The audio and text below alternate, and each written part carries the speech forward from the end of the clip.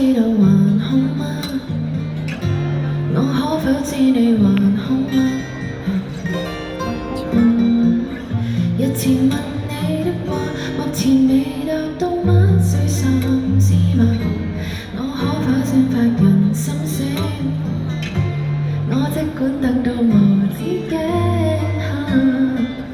假使我明晨傳出的心意不夠你共鳴，都不必苦惱。明晨仍可講聲你好。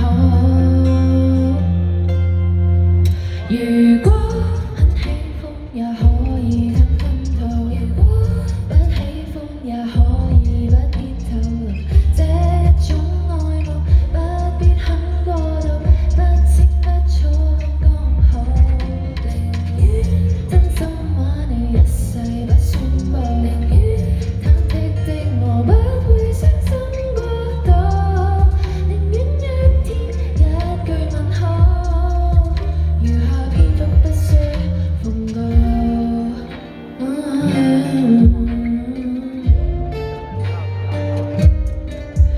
假使我明晨傳出的心意不夠你共鳴，都不必苦惱。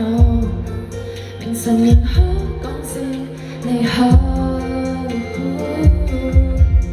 如果很喜歡也可以吞吞吐，如果不喜歡也可以不必透露。這一種愛慕不必很過度，不清不楚剛好。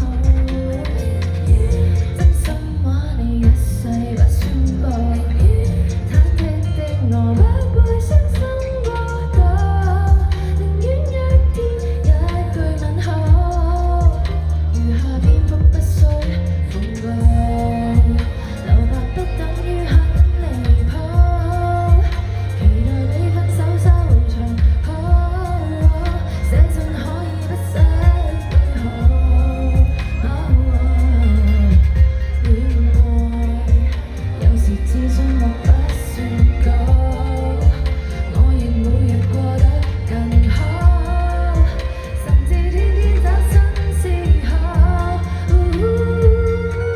如果很喜歡也可以吞吞吐，如果很喜歡也可以不必透露，不必多兩步，不必少兩步，彼此之間剛剛好。真心話你一世不宣佈，忐忑的我跟我分析愛慕，寧願一天一句問候，餘下篇幅不需奉告。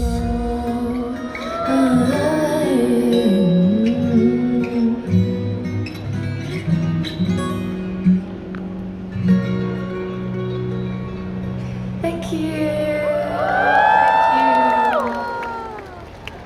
下一個係